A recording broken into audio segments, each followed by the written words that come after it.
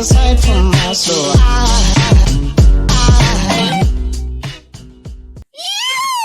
welcome to the Inspired Evolution, and this week we have with us Oz Garcia. Oz, how are you, mate? I'm in remarkably good condition. Thank you. I know.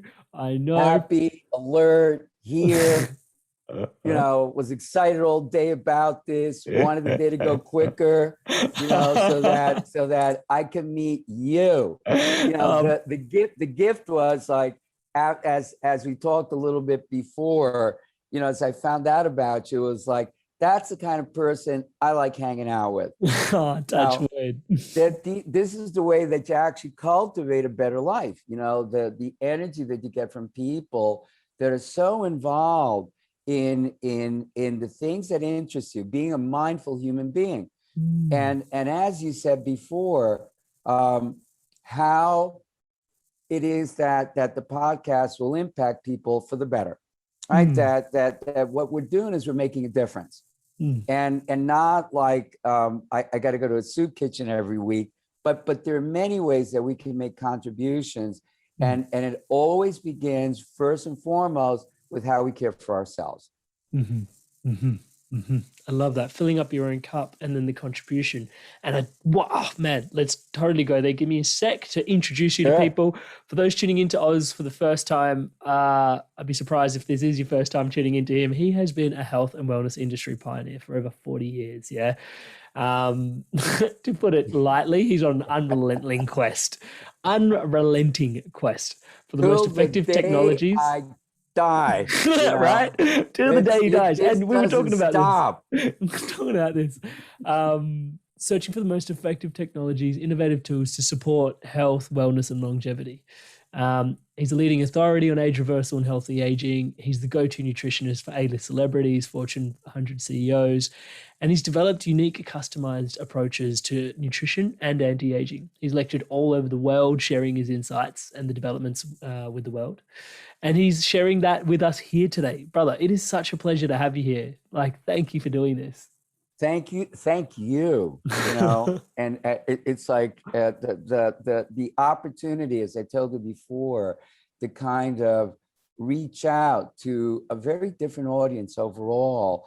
That was exciting right away. And then as I told you earlier, kind of like going online and finding out about you was like, this is someone that I want to hang out with. And it's like, I love his name. He looks really cool and he's up to good things in life. Let's do the podcast. I'm glad it's leaving an impression. So let's pick up where we just left off. You were talking about contribution, and as you know, for me, contribution is my second highest value. So for me, it's connection, contribution, celebration. But you were talking about contribution, and what was hard for me to sort of not reflect on is this Japanese concept of the ikigai, where they've got some of these people that they research from the blue zones where people actually live the longest, and actually they found a central pillar for their longevity in their philosophy was actually meaningful work in life. Right. Is that something that is a big part of your awareness? Because longevity, there's so much to it, and you encapsulate it, you embody it so well, bro. And so I'm just trying to tune into what are some of your pillars for longevity? You made a point, and I don't want it to go past that quickly, but having meaningful work, of course, is critical. Certainly in terms of how your day will go, how that's going to affect any aspect of your body. And were we to have enough time, we could kind of unpack them all.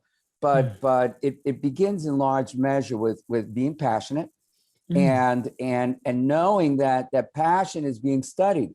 At Stanford, at University of San Francisco, neurology department, gratitude, forgiveness, gratefulness, stuff that a very cynical New Yorker or at a younger age, I would have just blown off, gratitude, and to get up every morning and spend a major part of my morning actually thinking about and doing my meditations on just those subjects.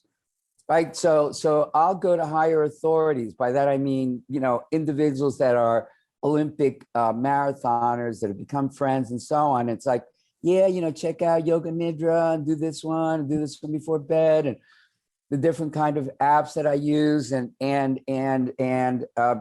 for better sleep, let's say, or measuring how well I'm doing in a day. And I knew quite a while ago when I got interested in alternative health, what was called holistic health back in the 70s, by becoming a long distance runner. So back then I was involved in a very different career track.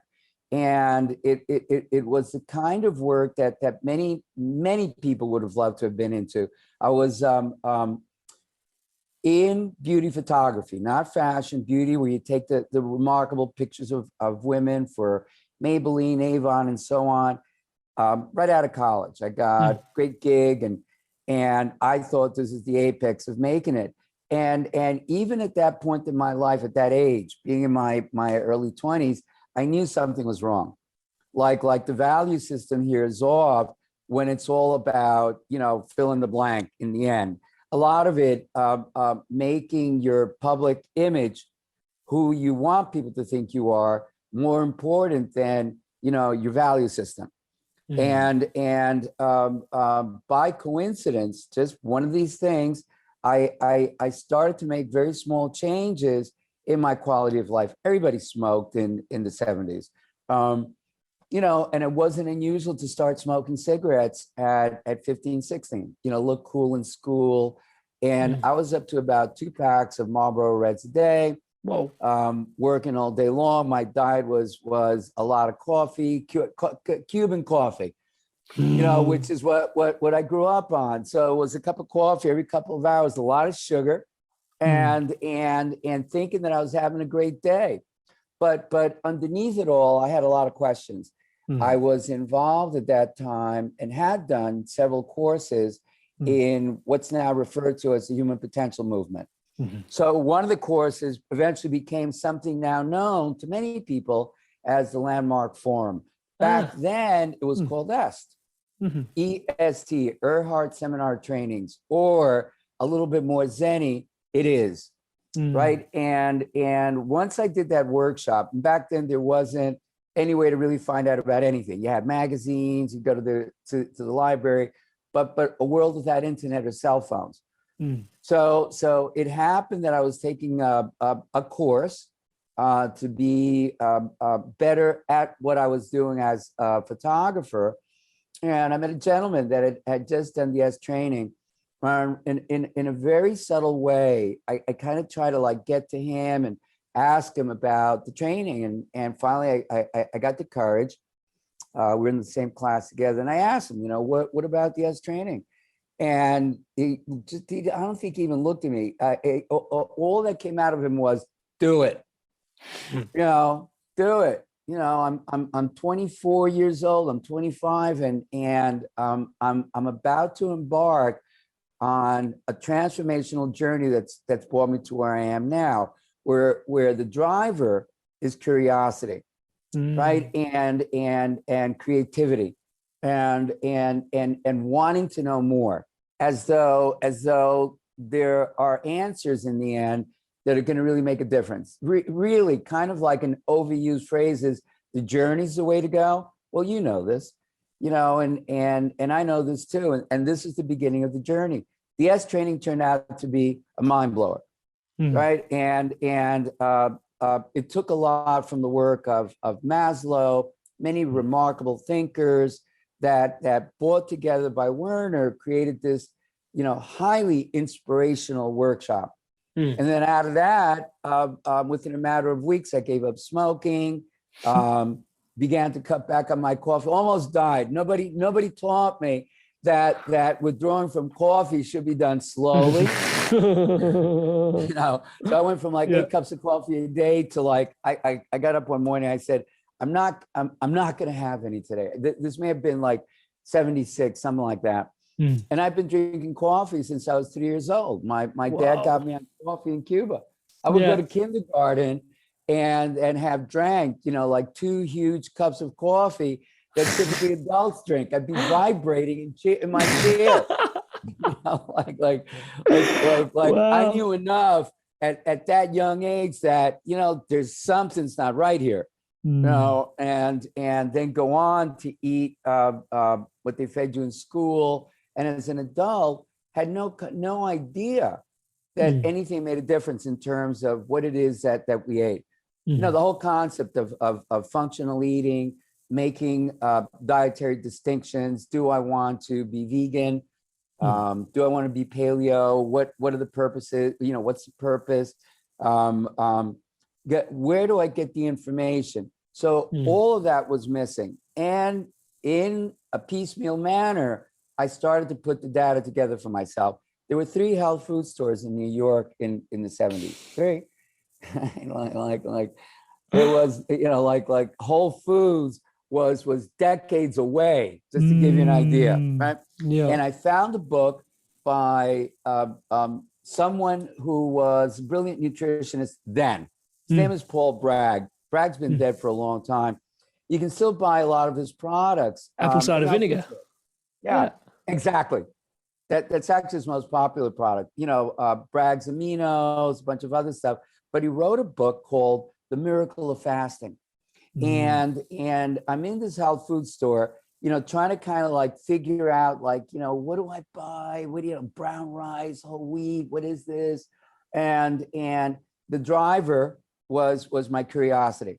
So, just coming out of S, the whole world opened up, and read The Miracle of Fasting. I used to suffer from migraine headaches back then. And that the only solution was to go on some very powerful medication, which is still around. They don't solve the problem. They may get rid of the headache, but they'll get rid of you in the process, right? Your ability to be, it's kind of like you become zombified, and now you have, of course, the worldwide opioid crisis. That constitutes part of an extension of how do you deal with pain. And that's a big subject matter on its own. So I read The Miracle of Fasting, did my first fast that lasted 2 days. That was about all I could handle. But the interesting thing that came out of that was I had a migraine going into it. And rather than taking the medication and drinking a lot of caffeine, because we know that caffeine can actually cause your veins and capillaries that are between your skull and your brain to actually begin to go into normal, whatever that may be. But they're not vasodilating, constricting, which is where the headache and the pain comes in. So I fasted, came out of the room, and I felt really well. And that was the beginning of examining everything. Okay, so wait a minute, I've Pandora's box had been opened. Yeah. Exactly. I've been into a health food store. I read this book. I did some fasting. What else is out there? And that's where the running began. I used to see runners in New York. They didn't have lanes or ways in the park where you weren't being exposed to carbon monoxide. That only became a law later, where they banned cars from Central Park. But back then you ran with that in the space. So what? At least we started running. And that began to open up my desire to improve myself in other ways. There was a center in New York back then called the East-West Center for Holistic Health. And there was a lecture being given by a cosmologist named Fritz-Jaap Kopra. May have it right or wrong. I'm sure. I hope he's alive. The guy was the first one to actually apply physics to how it is that you can manage your life, and the whole conversation about you're made of atoms and how you can impact your body with your mind and so on. It caught my attention. It's the best I can tell you. So now I had another piece. And like that, I kept adding pieces as I was rebuilding my character. From being a very smooth New York photographer to getting into running, fasting, and found out about macrobiotics. Somebody had put a poster up in one of the health food stores, and it said macrobiotic course this weekend, attend. Went, and I thought to myself, this is crazy. Like, live on brown rice and seaweed and steamed vegetables. What's that going to do? Man, the minute I went in that direction, everything else changed. I dropped meat. I became a vegetarian for a number of years. And out of that, I also got to meet Michio Kushi. I went up to Boston, Cambridge, did workshops with him. I was absolutely fascinated with much of what was going on in the background of macrobiotics. Mm-hmm. What can you do with your body when you're actually in control of the food that you're putting in, and you know what's going to be impacted by what you're taking or not? It should be there. Anne Wigmore was a very unique character at the time. She was elderly. She passed away a while ago. She created Hippocrates Institute. Now, this is completely vegan. This is where you went and you grew your own wheatgrass sprouts, and you would make a drink called Rejuvelac. I got crazy about this stuff. So I'm on macrobiotics. I'm growing sprouts in my studio apartment. If I had a date come over, they'd look at me like what is this? I had 14 foot ceilings and all walls made of glass in this old building. So I worked with one of the studio assistants, and we built shelves, and I was growing every sprout in the world. I had alfalfa sprouts, mung sprouts, radish sprouts, wheat berry sprouts, and I got an old fashioned wheatgrass juicer. So this is the hand crank ones that you would sit there, shoving, wheatgrass in there, cranking this thing, and you get a little bit of wheatgrass, and I thought, man, I'm cool. Like, look at what I'm doing. Yeah. But this is really transformational and critical to finally making a decision about what I wanted out of my life. And what I didn't want was to be in an artificial world. Certainly the one that I was working in, that I had lost my passion for. So once I did my first marathon, which was in 1979 in New York City, after that, when I came across the finish line, it was like, there's no turning back. Right. Like, what else is there? Right. And we can continue to go on in this vein, but I want to hear a little bit from you. No, that's brilliant. So after you finished your marathon, you came to the realization that actually this path of health and wellness, and bit by bit, and one of the biggest things that was ringing through there for me was just how dynamic health continues to remain. And I know, like, tuning into your work, you've been doing this for I think 4 decades now. Like, you've been almost on top of it, almost 4 years. Like, and even listening into, like, first I tried this, and then I tried this, and then this built upon that, and then this built upon that, and this, and I keep finding that in my own journey as well. And it's almost like health can be quite slippery. It's yes, like, it can. It's like, okay, I get to this particular juncture, and then it's like, oh, now that I've learned that, I learn more. It's like, first, you start, let's just say, becoming a vegetarian. And then it's like, okay, cool. Now I start realizing the importance of digestion in my body now. Correct. Hey, meat is to digest. And then you go, okay, cool. And then it's like, and then I start tuning into the density of different types of food. Like you said, the macronutrients, and, different foods make me feel different ways. And it's like, and then my gut lining. And then you start getting into that. And then it's, every juncture is almost like, you do run the risk of, just like in this where I said, that's where Pandora's box opened up, because it's like, you start going in, and it's like the next layer, the next layer, the next layer. Yes. And I think that's probably something that I just wanted to tune in around, because honestly, and I do want to go back to, where what you've learned subsequently since committing yourself to the journey of health and wellness. But I think for those tuning in, like, it can be quite a thing, your health, it's like you start on this, daunting. Daunting, and also, like, relentless, like, you've been unrelenting on this path for decades. But I know no question about tuning into other people, and sometimes it can be like, I tried going this way, and then it just, then it started, and then, it's like they give up, and just the tenacity. Very, very, very good point. They give up. Yeah. right? And we're in a different epoch. There are enough channels, there are enough programs, there are enough protocols, there's enough literature, there are enough people that you can get inspired if you flip over.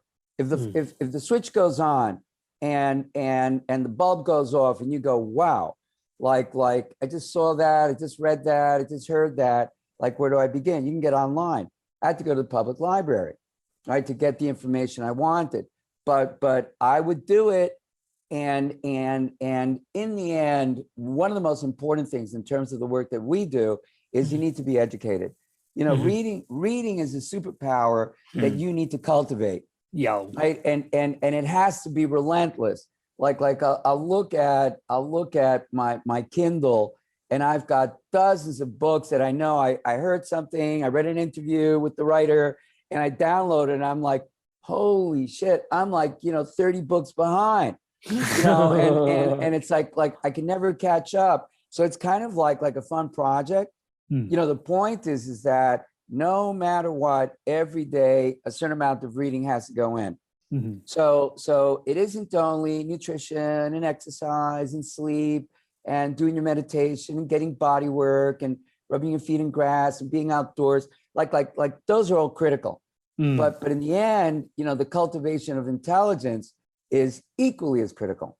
I love that. Right. So that having a conversation is empowering. In all regards, for me to be able to hang out with you, and if you and I went out for a cup of coffee, we wouldn't shut up for hours. That's really, really important. And beyond that, I think that a good thought always overwhelms bad impulse. So once you've got the data in there and you can put it together and understand it, then you're going to start making choices. Yes, you will screw up. So what? You'll learn something from the screw up, hopefully adapt it, and then do something that'll continue the process of improving and the movement along the tangent of your journey. I love that. Thank you. When I became vegetarian, a lot of it was ethical. I read Diet for a Small Planet by Francis Lamore. I think I got it right. Maybe I don't. But that book, that moment was what I needed so that I could clean up a lot of the fast food and understand a lot about what goes on in slaughterhouses, the history of it. And it was like, can't touch that stuff right now. That's out. And so bit by bit, as I finally got involved with Hippocrates, I became vegan. And I ran my marathon as a vegan. I was one of the first 2,500 people across the finish line. So at that time, eating that way, right, worked. And as I got more involved in these kinds of sports and getting into ultra marathoning and so on, being a vegan didn't work so much. So where do you go? What do you do? And back to the public library. Now, people can talk to you. People can talk to me. They can do remarkable blood tests. Most of the gene testing that's available on the market now, I think is terrific. And for a couple $100, you can go to something like Self-Hacked and get so much data that you can make relevant in terms of what you can eat, and all the other things that we were talking about. But that's what I mean about being informed. So comprehensive blood work, always useful.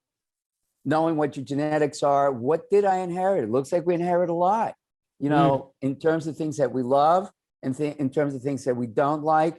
And how can you leverage that kind of data to your advantage?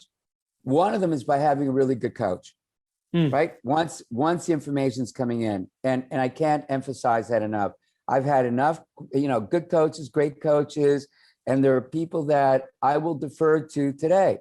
And I will, when I've got certain concerns, because that's one of the superpowers that needs to be added to the list. Mm. Thank you so much for sharing that. And man, just that there's a nugget in there as well. Good thought always overcomes bad impulse, man. So good. And I wanted to check in, and you mentioned Sure. things that are mission critical for your health. And I know we've discussed that it's always going to be dynamic, but what are some of the things with regards to longevity that you would prescribe to the audience tuning in as being mission critical? I know we talked about the studies. Okay, good. I like that term a lot. Yeah, go on. Tell us. You alluded to the blue zones earlier, and briefly, for those that are not aware of what a blue zone is, these are regions in the planet where people tend to live substantially longer than what's expected.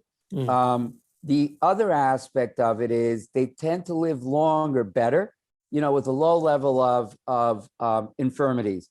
That's really critical. In other words, as you live, what you want to do is regulate your practices, your habits, the things that we're discussing here in such a way that you're dodging as many bullets as you can. As we get older, our DNA tends to malfunction in a variety of ways. You and I both know that you've got your DNA and little tips on the end called telomeres. Right? People pronounce it differently and so on. The length of the telomere makes a big difference because it'll determine whether or not a particular piece of information, in order to repair you, make a piece of your eye, piece of your liver, and so on, goes out properly. And that's why there are more cancers as we get older, more heart disease, more diabetes, more infirmities. So the management of infirmities, I think, is one of the things that I noticed panned out across everybody in the blue zones, right? Like how much food are they eating really? They're practicing intermittent fasting almost every day. They're outdoors a lot, they prepare a lot of their food, and there's an immense amount of socialization. So there are brothers and sisters and grandchildren and great-grandchildren and children and kids, and they get out a lot. I had the great fortune several years ago. I'm trying to get myself a little comfortable in my chair, excuse me. I happened to be in Sardinia, not when I was there with Mind Valley, but at another time. And I knew there was a blue zone there. And I'd read an article about a woman who had just turned, God only knows if she's still alive, I think she had turned 106. Whoa. And her baby brother was there who was like 90. These were her words. So somehow I kind of set it up to the journalist and blah, blah, blah, and got a driver and got to this little area of Sardinia, which is like you'd never go there. Not for anything except that you're just not aware that these beautiful places exist on the planet, certainly on these very remote islands. So there's a blue zone in Sardinia. And I remember walking into her room, and I didn't have a lot to say, unlike now. And she was very kind. She said to me, young man, what can I do for you? And to be in her presence and to get that she had merited so much attention. And so I spent, most of the day with her. Breakfast was dark coffee, like Italian black coffee, and lunch was like a broth made from vegetables from her garden. And then she would spend most of the rest of the day outdoors, hanging with the girls, doing her walks. The equivalent, when you would find a man doing this, is he would go out with his herd of sheep, goats. Lunch would be like a piece of cheese, some wine that he bought in a flask with him, and a piece of like hard bread, right? And where they would let go would be in their dinners, which are also extremely modest. So I think that the aspect of high socialization is critical. Being alone is a killer, and to not understand that community is central to how well we live, how long we'll live, and how long will we live well. All right. So these are some of the takeaways, being with this woman. She had everything was very simple. It's like super minimalist. And one of the things I remember was there was a wooden cross, kind of small, just like one piece of stick this way, one piece of stick this way. And I thought, great. So being I wouldn't say religious, but at least having a spiritual concern and not being cut off from anything there, whatever there may be, I think makes an immense contribution also to quality of life. Wow. I was reflecting on this Tibetan proverb before having you on, because it was, just researching your work. It sung true, and having spoken to you now, the Pari community, it all kind of, the synchronicities all linking in. And the proverb goes, the secret to living well and longer is Whoa. to eat half, to walk double, laugh triple, and love without measure. Holy SHIT. You're going to text me that? I'm going to put it up I'm on totally going to IG. send it to That's you. too good. I'm totally going to send way it to you. too good. But it's exactly what I'm hearing from you. And, you've obviously put in the work and the miles to really come home to this conversation. And I think for me personally, it's, tuning in with you, I was like, part of me, but I forget, like I feel like I'm talking to someone my age. I forget that, you've been around this. Well, that's right. I feel like I'm your age. I forget that you've been around the sun more than twice around than I've been around the sun. It's just like, and just the connection, the conversation, and like what you're sharing with me is so. It's the immeasurable stuff in many ways, and I think we lose sight of them. It's like you're saying, cultivate some intelligence, cultivate passion, cultivate community. These connections are actually what keep us vital, because it's a vital part of the experience of life. And what is vitality after all, if not the vital aspects of, what is part of the human experience? Correct. But you sharing it with all the context that you bring to it, man, speaks volumes at my end. Thank you so much. Thank you. I love it. I can't thank you too. I kind of get it's like we're in flow.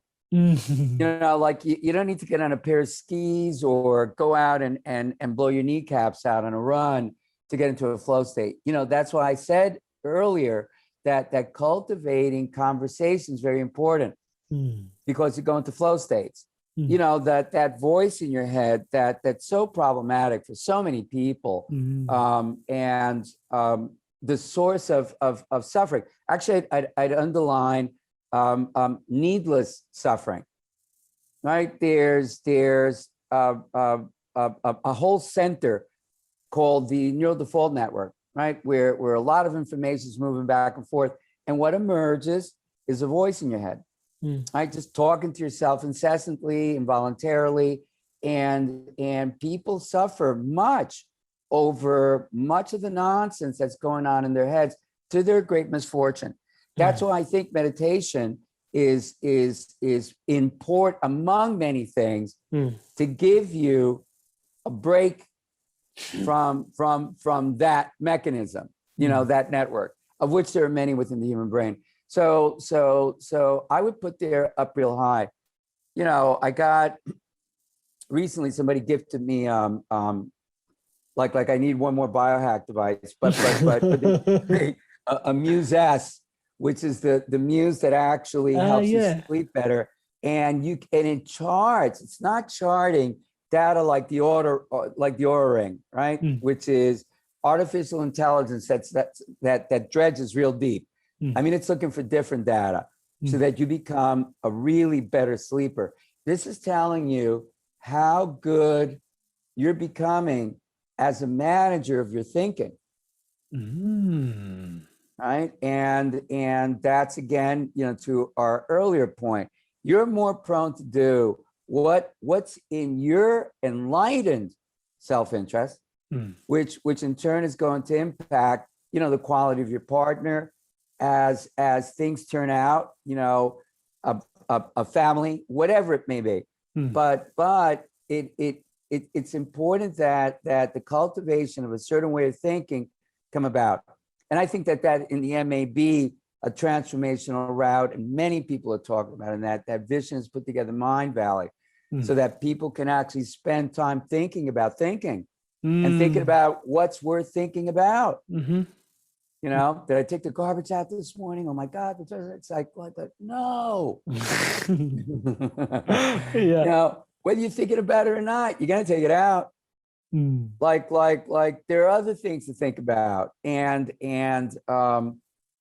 it's just way too much. You know, with the rise of the kind of podcast like this one, where individuals worldwide can learn in just this way. You know, it's a conversation. It's fleeting.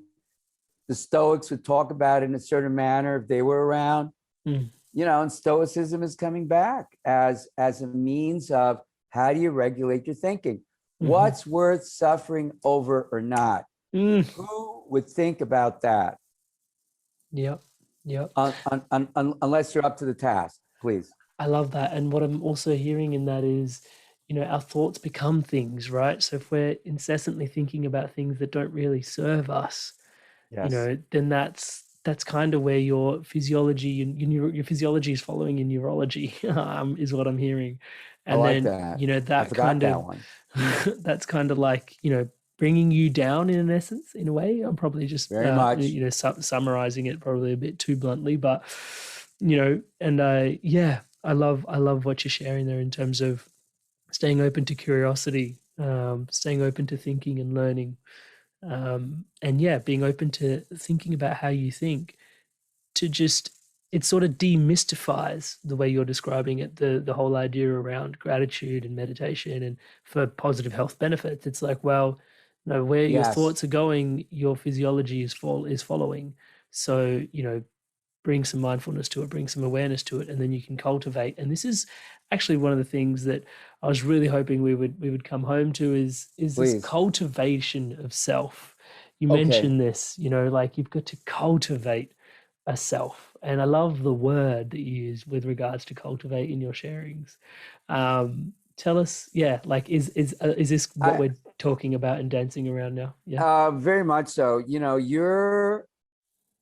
our obligation among many is to invent ourselves or reinvent ourselves in the ways that what's left at the end is peace of mind, joy, and a certain kind of stillness. Not like I wouldn't go out dancing and being a lunatic, you know, like we're very gregarious and we want to get into flow states and get flow triggers going as soon as we can, right? So there's that biological engagement because we're primates, and the kind of primate that we are loves action.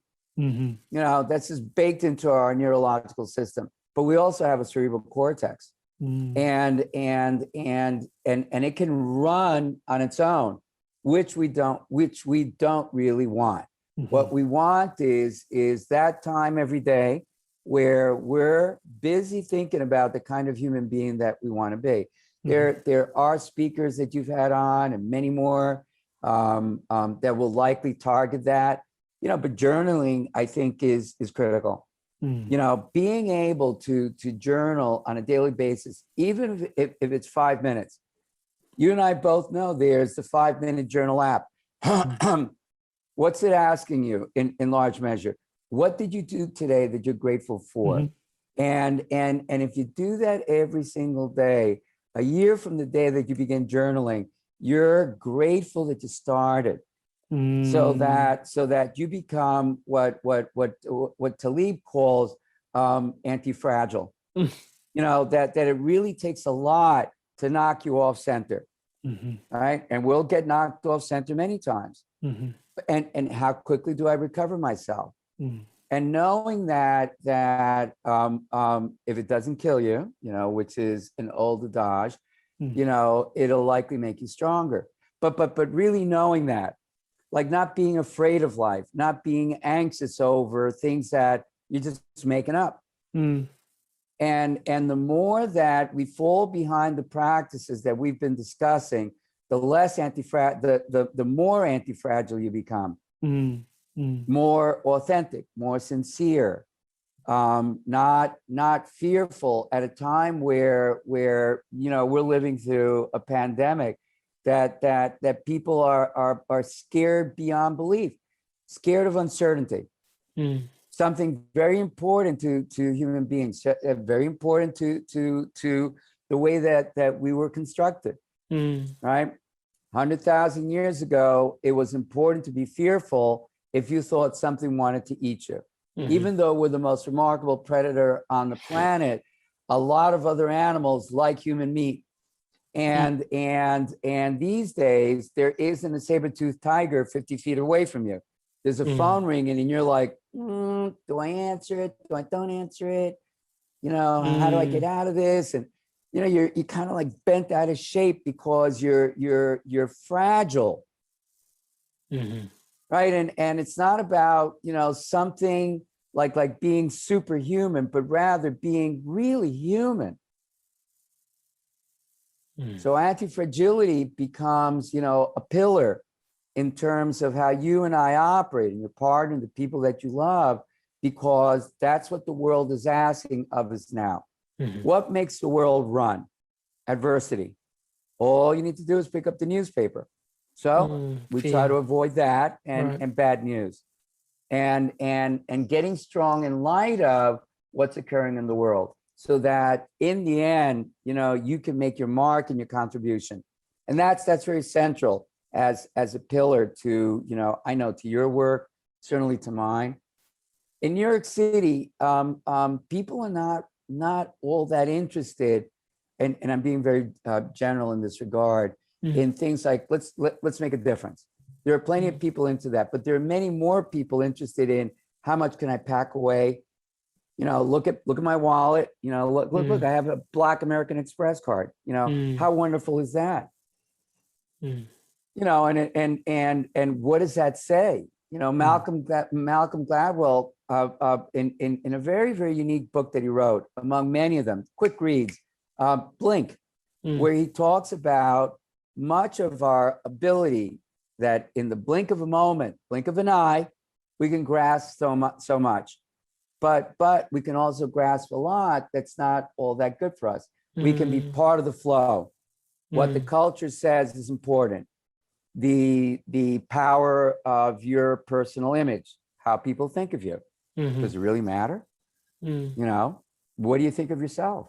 What would you do if you had Bill Gates' money today? This is dropped in your pocket. What would you be up to? What would you be up to? And a way of inquiring every single day, so that life becomes, in a way, almost a bigger meditation, a contemplation on my life and how much time I got left. I got this much time left. Maybe I'll have this much, but use that time in ways where joy is a pillar. All right. And I don't know about happiness. It's very subjective, but I do know that peace of mind, if you're working on that, brings a lot of happiness, for you and for those around you. I love that. Yeah, there's I love the subtlety with which we're discussing this now, because I often find happiness is fleeting, but joy is this deeper sort of state that is, for me, paired with fulfillment. It's like this impact that you're talking about. When we're paired with fulfillment, we have this essence of joy. But happiness is, it comes and goes. But fulfillment, like the joy of fulfillment, is quite profound. And one of the things that I've got to remember where I picked this up from, but it was peace is joy at rest.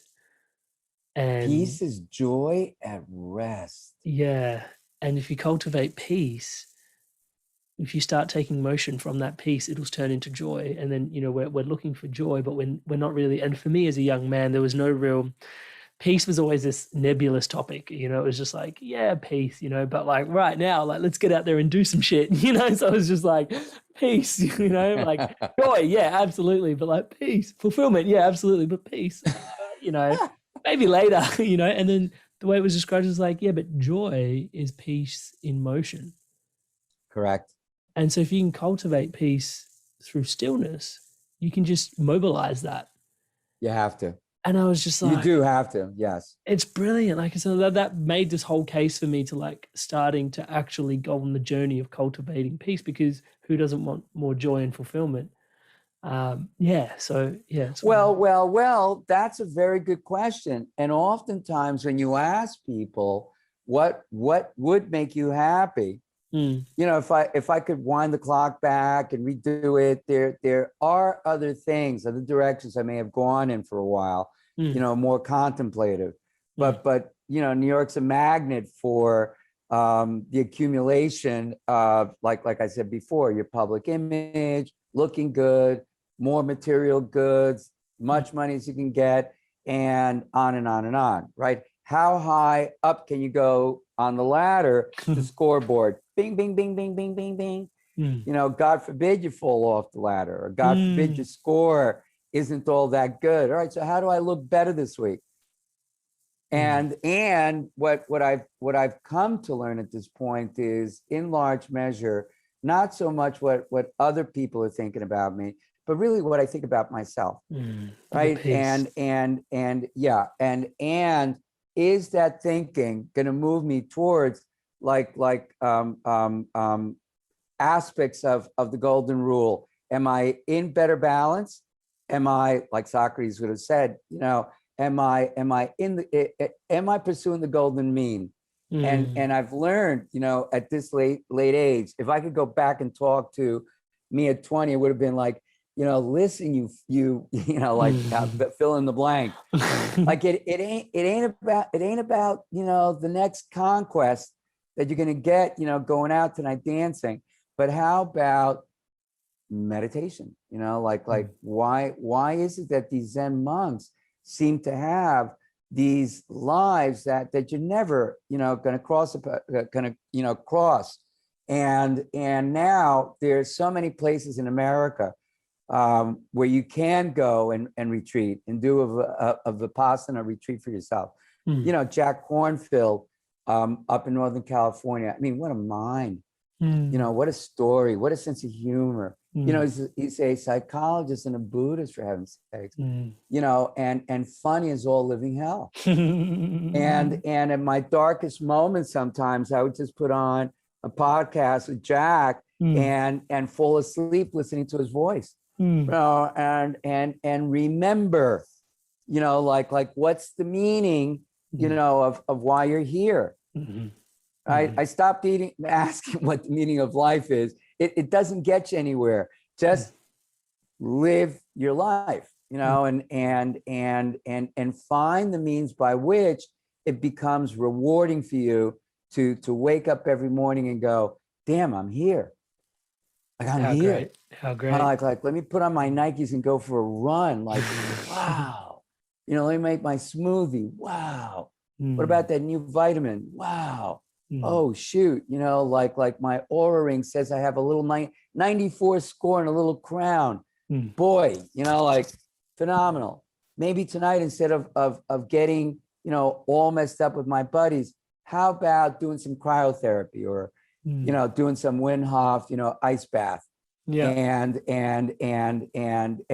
finding ways that you can regulate what goes on with your body by listening to people that have already mastered that space. I love that. Oz, man, thank you so much for doing this with us here today. It has been such a pleasure to jam with you and have you here and share your insights, your developments, man. There is, and, you know, like I said, you know, health is such a dynamic space, and you've been, you know, focused central on it for, you know, the better part of life, actually. And just, but you got to earn it. Remember that you got to earn it. Like discipline, you know, people hear the word discipline and they're like, what? It's like, discipline has got to be your shadow, right? And you come to understand that being a disciplined human being, not a saint, but a disciplined human being, comes with so many rewards. I love that. Thank you so much for inspiring us here today. Thank you so much for sharing yourself. Thank you so much for all the work. I know that this is a really rich and informed conversation, but it's informed by the decades of work that has led into this conversation. So thank you so much for always how you show up. And on behalf of myself and the Inspired Evolution audience, thank you so much, audience, for tuning in. Wishing you the best, man. Thank you so much. God effing bless you, bro. This is remarkable. Thank you. Hey guys, if you enjoyed this video, give it a like, leave us a comment. And if you want to stay in tune for new episodes launching every Monday, hit subscribe, and I'll see you in the next video. Stay inspired to evolve.